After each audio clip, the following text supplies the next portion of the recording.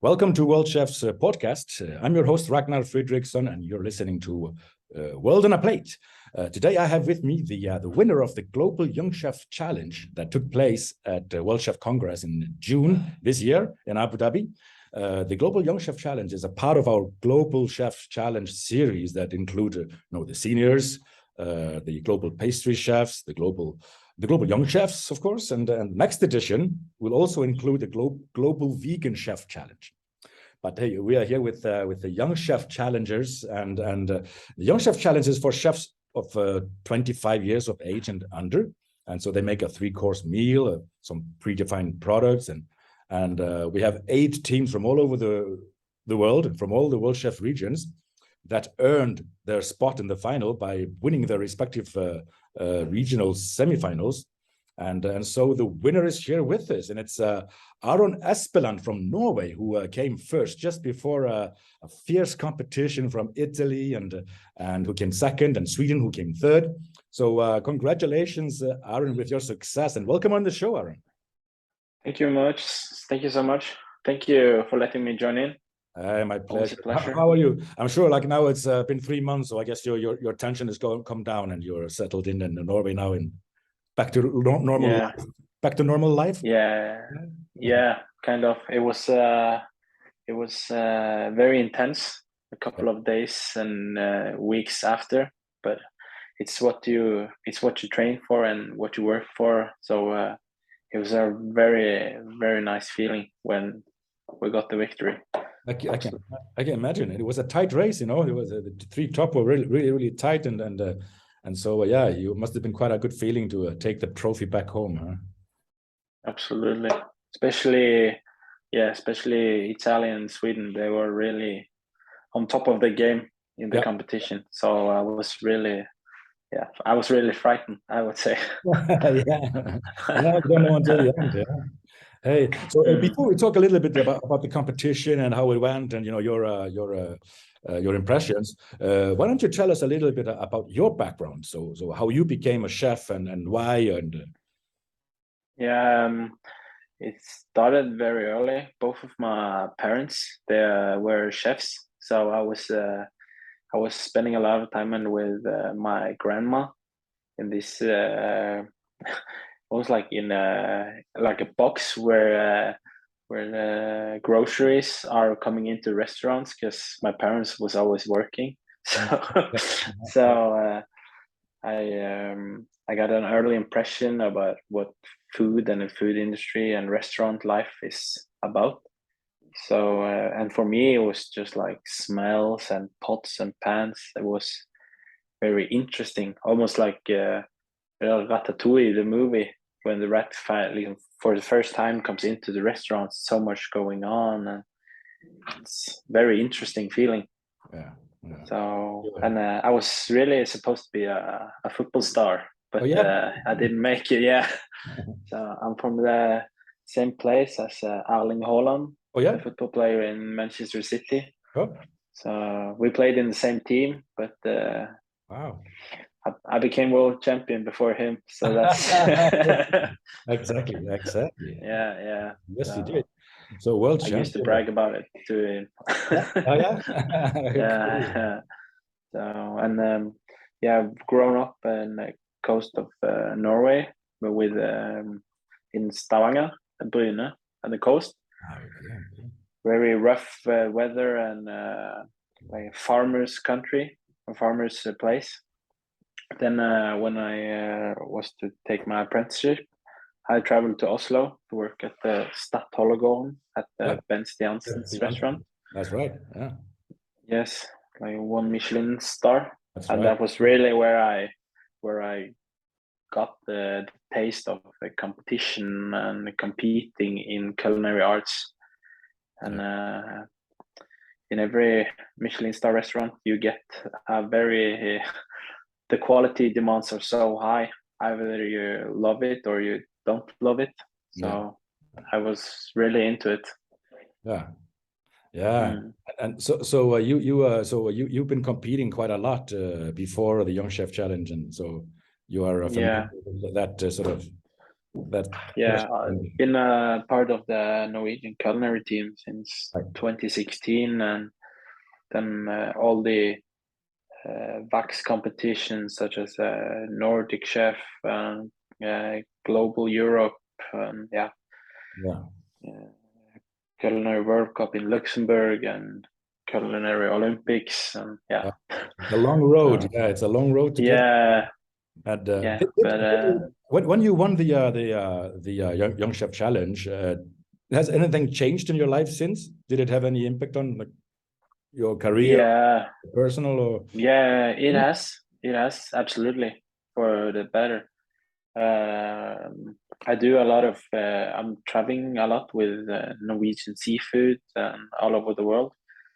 Nice. But after the Global Chef victory, things have exploded. It's like it's crazy. I get phone calls from all around the world. Wow. Yeah. So good for you, man. I'm really happy and satisfied with how things are going. Well deserved. And, as you said, you've been to all the other competitions before that. Tell us a little bit more about the competition. How much do you actually need to prepare, like in the months or the weeks before? What is it? What is the preparation? The preparation, it's all about every competitor or chef needs to find out what their path and what suits for them. I've been lucky to compete a couple of times, so I have my team with me. We're 7 to 8 people around me, helping, and we are like a football team. We have defenders, we have midfielders, and here we are people that's good on creating, or good on taste, good on vegetables, good on protein. So we help each other, and we spend 5-6 months preparation for this competition. Wow. So these are like you call your team, these are the members of the national culinary team that is it, or your colleagues or other people that are just there? It's a good mix. It's a good mix. People on Norwegian Culinary Team and colleagues and friends of mine. So it's a very special thing in Norway. We have this good relationship with people that are competing in Vaaghals and the Bocuse d'Or and Norway Academy, because we help each other, we build each other up, and there's always a will to take a phone call. We have gotten this sterling white halibut for starter. Then I would call Gunnar Varnes that had sterling white halibut in Bocuse d'Or in 2011. And he can share his references, and then we talk fish for like 5-6 hours. It was crazy, but it paid off. That's paid off, and that's sometimes it's an interesting thing that you're saying, that you're not like one man alone in front of your doubts. Like a full a support team, and sometimes people often ask, why are the Nordics so strong in all these competitions, like the Bocuse d'Or, like in the Olympics and the World Cup, and same as the Global Chef Challenge, they're always in the top seats. Probably due to that, that sort of mentality of sticking together.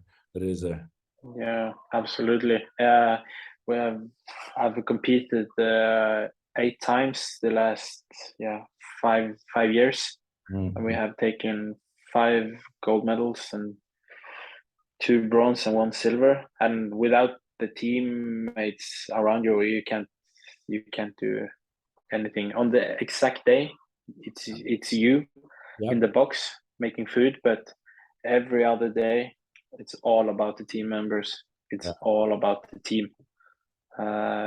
So without my team, I hadn't been in Abu Dhabi because of the COVID situation. It was supposed to be 2020. That's true. It was so many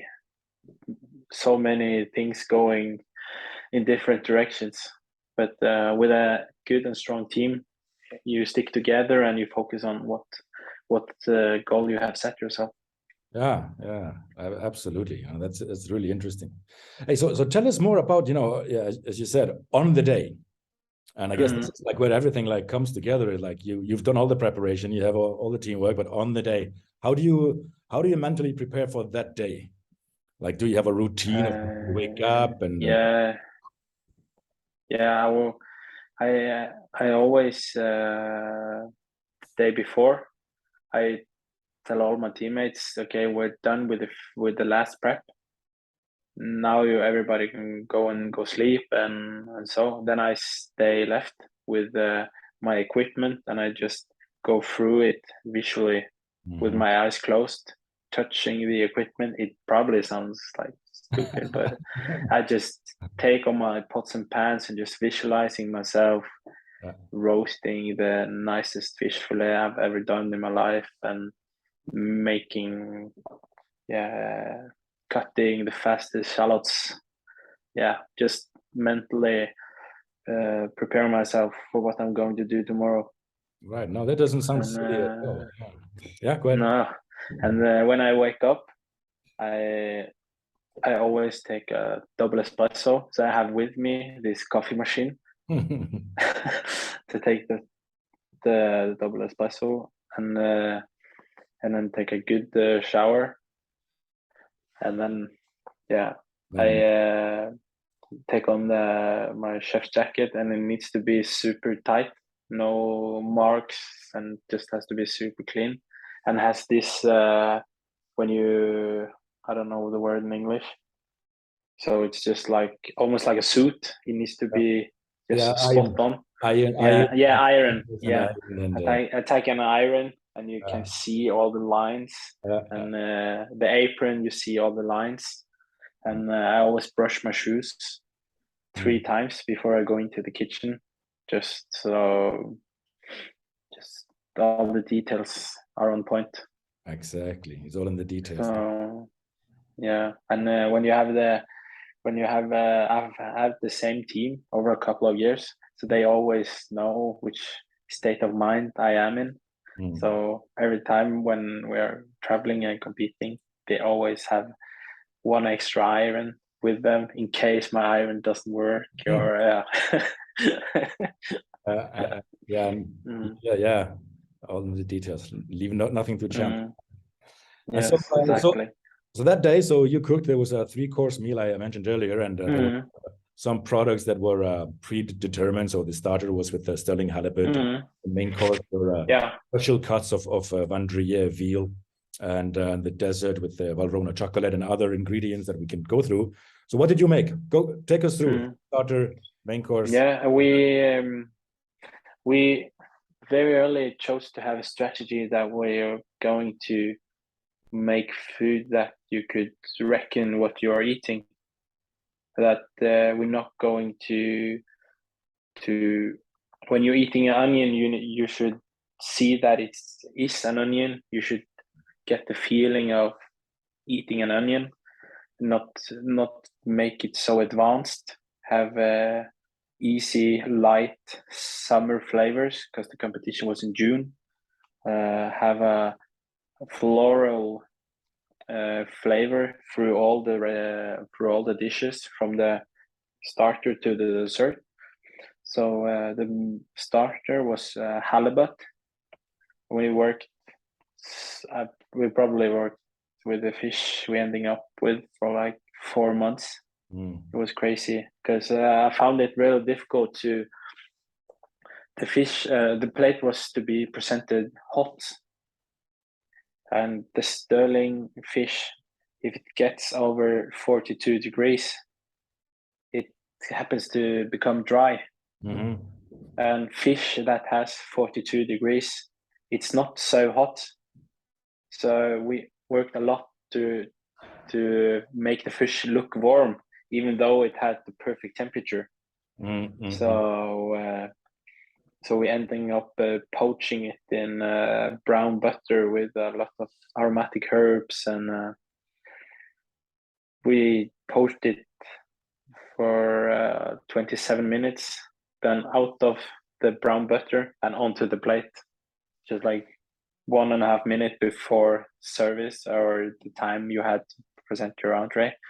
So it was quite intense, but since it's all very often in competition, and so you don't get so hot food because it's so many herbs and so many vegetables, and the food techniques are quite advanced. So we try to take down the most advanced parts and try to make, you can say, honest cooking. A perfectly cooked white asparagus, that's a good technique. I perfectly cooked broccoli, that's a good technique as well. So we went a little bit back to the basics with just try to make fresh food with a Nordic vibe to it. Okay.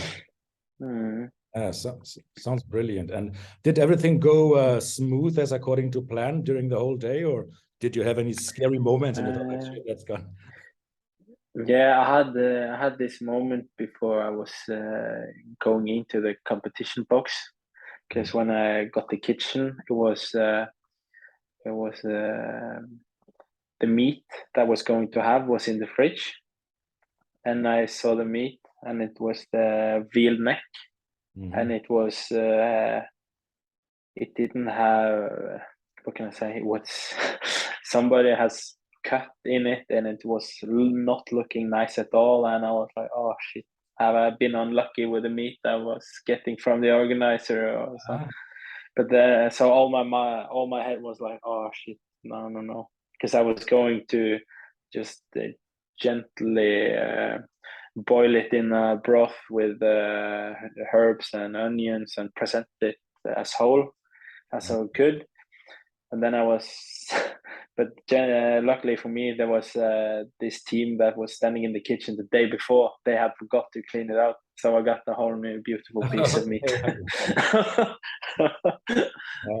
But it's 10 minutes where your thoughts are just spinning around, and you need to improvise. But hopefully for me, it turned out to be nice. Yeah. So, yeah. So go ahead. You go ahead. Yeah, and then when we started cooking, when the clock started ticking, it was like 20 minutes in the competition time. Probably there was a lot of water on the floor. So I was like, oh shit. I looked at my pants and was nothing boiling. Everything was calm, and then I talked to Samara, who was my commie for the day. She was so good at what she was doing, by the way. So I looked at her, and she was like, I think it's from the sink. And then we saw under the sink, there was this firework of water going anywhere. And I was like, she was standing in a water pit. And I was like, oh, no, you're kidding me. I was just getting into the work mood, and things were going nice. But the organizer cleaned it up after 15 minutes. So it worked out very well. But in the competition, you have a lot of things going on in your mind. So it's a very little thing that can go wrong if you start with negative thoughts. Yeah. But we were well prepared. So you have to get your mood back into positive thinking, despite because it's when you're competing alone, like you do in the Global Young Chef, you're standing alone with your own thoughts for like 5-6 hours. And if you're not comfortable with your own thoughts, things can go very, very the wrong direction. There's one tiny mistake, and that can ruin the whole plate. Yeah. So we have trained a lot to be positive, to be smiling a lot, and remember, if anything doesn't go to plan, only there's a small opportunity that's only you, the chef, that would know So yeah. so I often wondered, I know with the Norwegian team, you get a lot of supporter with you, and they are noisy, as you heard. Does that help you? Does it help you to have like they're like shouting with their flags and waving? Do you get concentration? Does it get you deconcentration, or does it pep you up, or do you just try to ignore it? What is the strategy? I think it's I really like the support I'm getting, especially when traveling from all the way from Norway down to Abu Dhabi or Luxembourg or Erfurt, Stuttgart, or ice, wherever we have been. But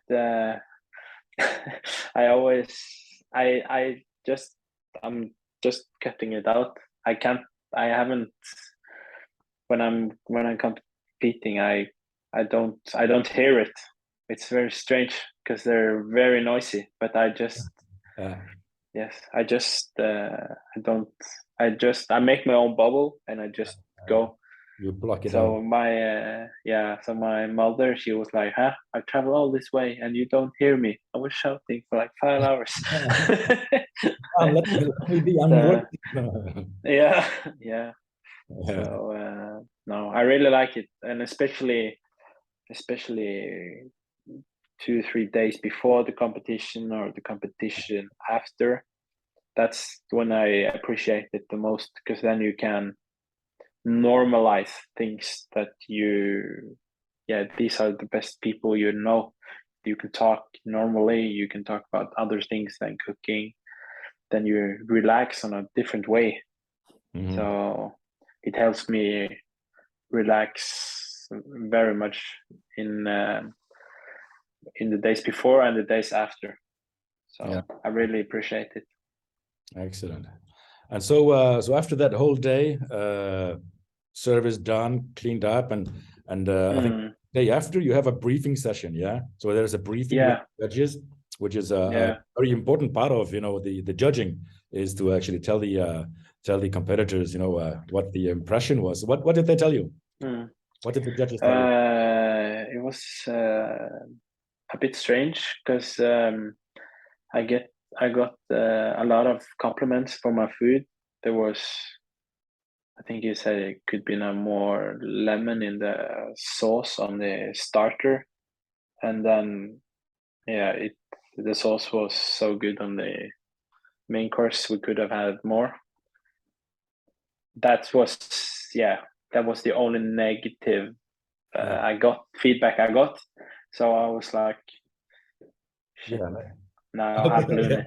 So you thought like by then, because when I were in Nordic Chef, I got to hear a couple of bad negative feedback, and I think, okay, I'm not gonna win. And then did I win? Same in the Olympics, we got the same negatives. I'm like, oh, we blew it. And now everything was so nice. They were so happy. Good sauces, good protein, nice dessert. And I was thinking, like, shit, let's just go home.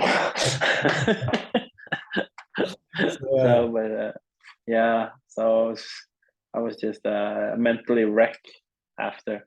But my teammates got me a beer or two, so I settled down. And so here you go. So you came to the the award ceremony, not expecting to win at all.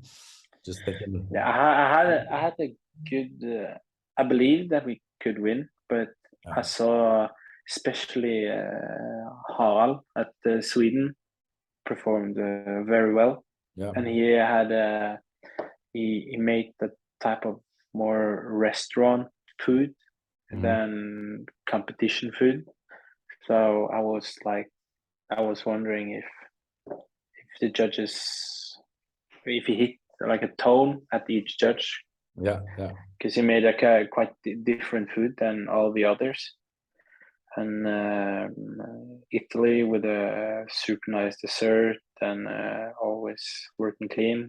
I known the Italian seniors for quite a while, so I know their wake up early morning and go to sleep very late. So you never know.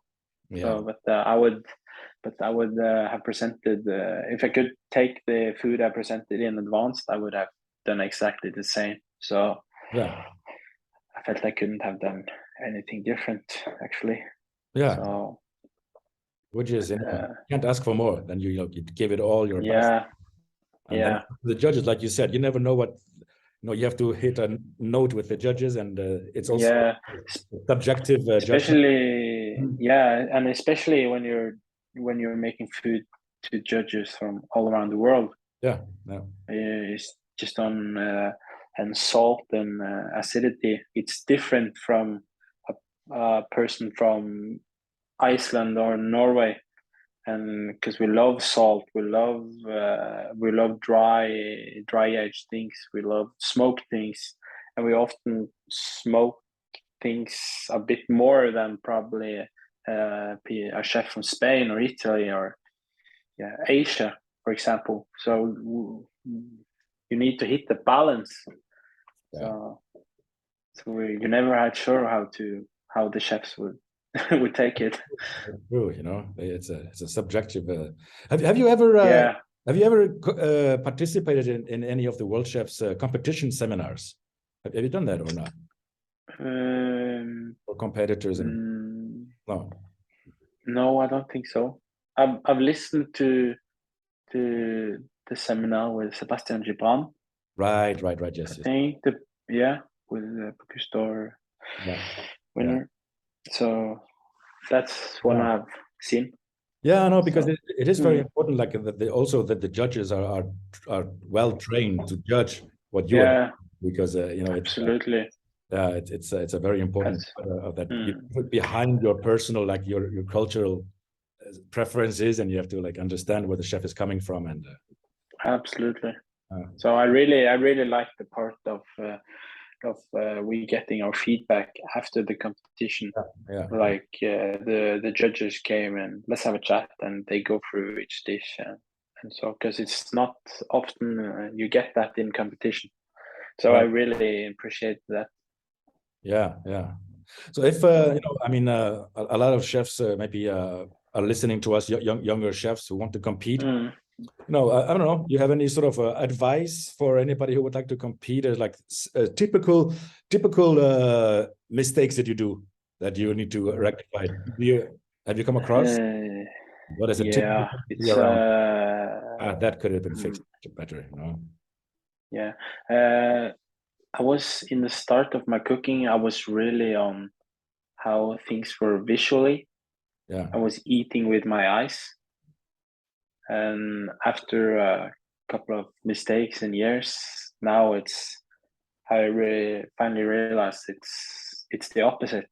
You eat with your mouth, with the flavors. Of course, the food, it helps when it looks stunning, but it's the flavor for all the money.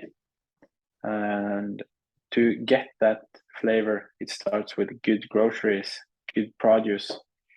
And even though you want to have an asparagus in Norway the whole year, you only have asparagus in April, March. So then you should use it and not use it all the other year around. So it starts with a good produce, and then develop the produce from there. And in the start, I was making so advanced food that the flavors didn't come really out to the judges. It was like I was fighting with myself. I want the carrot to taste like 1,000 carrots in one bite, and that is not the carrot flavor. The carrot is smooth, sweet, delicate. So that's that advice I would give. Like, that's a really good advice. Yeah. Strip it down and think about when you are going to cook. Is it when the time of the year? Okay, which vegetables are the best in that period of year? Okay, we're choosing this one to work with. And the more you work with it, the more you boil, braise, confit, fry, in the same with the same vegetables, the more flavor you're gonna lose along the way. So try to not have so many ways of cooking it. Yeah, that's a very good advice. I think I even hear that from judges sometimes. Like they Yeah. competitors forget to taste the food they're serving. They're all focused on the technique, the hands and the look, but they never tasted what they served. So yeah, it's a good advice, very good advice. So what is up for you next then? So we discussed earlier, that you have a lot of calls, and so it was a life-changing experience to be the winner of the Young Chef Challenge. And so what is on the plan? What are you planning for the future now? Next few months. Now we're practicing with the Norwegian Culinary Team for the Culinary World Cup in Luxembourg. Of course. In November, December. So we're now in the most advanced part of our training, having this last rehearsals and making final details coming up with the chef's table and the hot food. So it's many chefs at the same time, and sauce is boiling in pans, and surprises, and it'll be exciting. I'm really looking forward to it. So in Norway we have this Christmas season where every other guy in the rest all over the other country, people are going out to have these Christmas parties with their work or with the friends. So every restaurant in Norway is fully packed. Course, so it's from Culinary World Cup with the national team, then straight into chaos when we come home. And but it's how we like it. It's strange with us chefs. We like it that way. We want it hot in the kitchen. So absolutely. So I'm really looking forward to it. Great. Well, thank you, Aron. It was really nice to talk to you, and thank you for sharing all these nice stories and your advice. And wish you the best of luck in the World Cup in Luxembourg. Thank you so much for inviting me. Thank you, Aron. And everybody, thank you for listening. We were talking to Aron Espeland, who is the winner of the Worldchefs Global Young Chef Challenge that took place in Abu Dhabi. And we have he mentioned a lot of good advice for those who want to compete. And now Aron is heading off for the Culinary World Cup in Luxembourg. So to our listeners, I want to say, if you haven't been to the Culinary World Cup in Luxembourg, that's like 10,000 chefs in a hall. You have 2,000 competitors with all the teams coming to support. So this is something you don't want to miss. And Worldchefs will be there in the World Chef Village. We're going to have daily demos and get-together parties with all the chefs. So it's going to be like a big reunion with all our members. And at the World Cup, Aron, we're going to have 4 competition seminars. So for those who are looking into becoming a judge or wanting to compete, it's really important that to attend these seminars, because you learn the rules from inside out. If you don't know the rules, you're going to do something wrong at the competition. And so you learn the rules, and you learn to understand what the judges are looking for as well. So avoid some of the mistakes. So we have a hot kitchen seminar, we have a carving seminar, pastry seminar, and we'll have the vegan cooking seminar as well. So if you want to become a judge or if you want to compete, it's really for you. This is all taking place in the end of November, from 26th of November to 30th of November. So I'll be there, and I'll see Aron there as well. Aron, thank you very much again. And so yes. Thank you. Take care. And so you've been listening to the World Chef Podcast. I'm Ragnar Fredriksson, your host, and this is World on a Plate. Thank you very much, and take care, everybody.